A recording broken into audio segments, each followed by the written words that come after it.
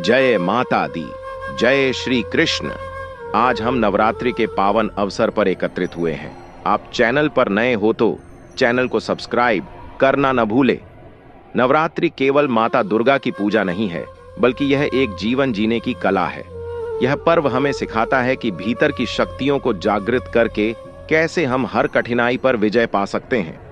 भाग 1, नवरात्रि का महत्व। 5 मिनट।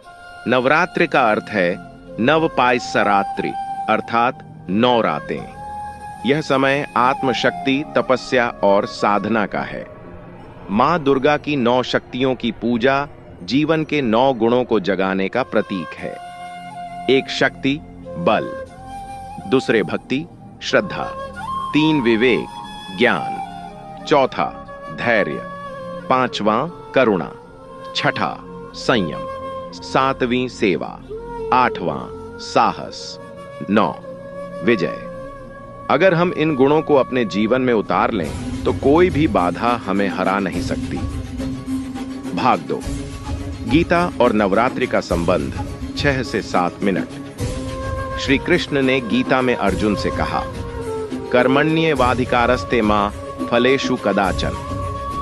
नवरात्रि हमें यही सिखाती है कि केवल पूजा पाठ ही नहीं, बल्कि अपने कर्म में भी श्रद्धा रखो। उद्धरेदात्मनात्मानं नात्मानं वसादयेत्, यानी मनुष्य को अपनी आत्मा को ऊपर उठाना चाहिए, गिराना नहीं।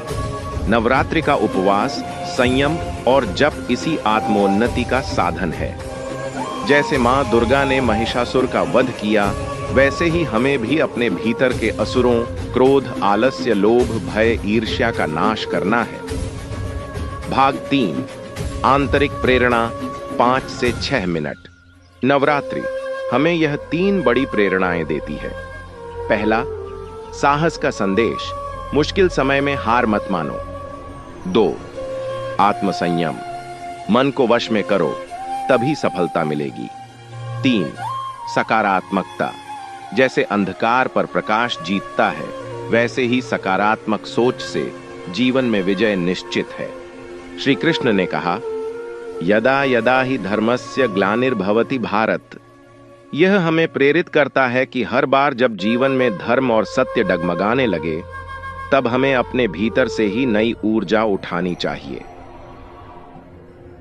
भाग 4, आधुनिक जीवन में नवरात्रि का संदेश। 6 से 7 मिनट। आज की जिंदगी भाग दौड़ भरी है।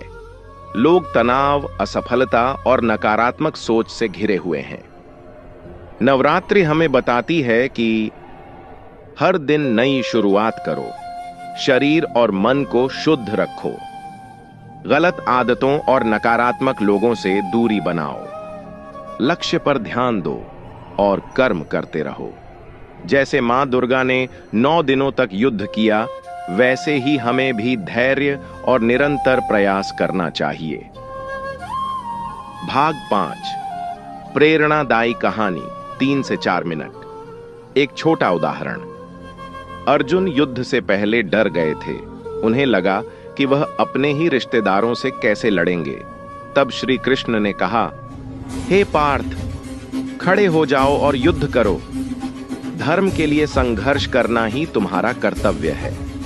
इसी तरह जीवन में जब हम असफलता, डर और निराशा से जूझते हैं, तो हमें कृष्ण की यह वाणी याद रखनी चाहिए, खड़े हो जाओ और कर्म करो।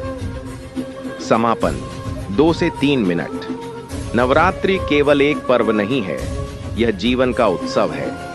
यह हमें याद दिलाती है कि सत्य और धर्म की हमेशा जीत होती है।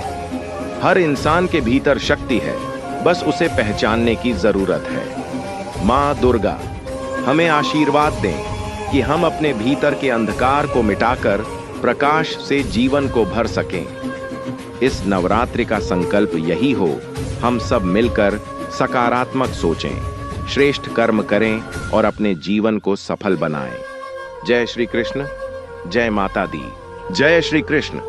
आज हम नवरात्रि की पावन बेला में एक विशेष प्रेरणा को समझने के लिए एकत्र हुए हैं।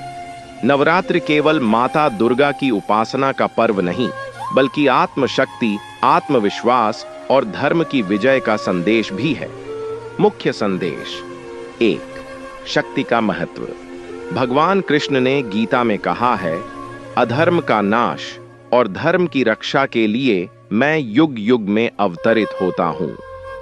नवरात्रि हमें यह याद दिलाती है कि जब भीतर की नकारात्मकता और आलस्य बढ़े, तब हमें मां दुर्गा की तरह अपनी आंतरिक शक्ति को जागृत करना चाहिए। 2. साहस और धैर्य।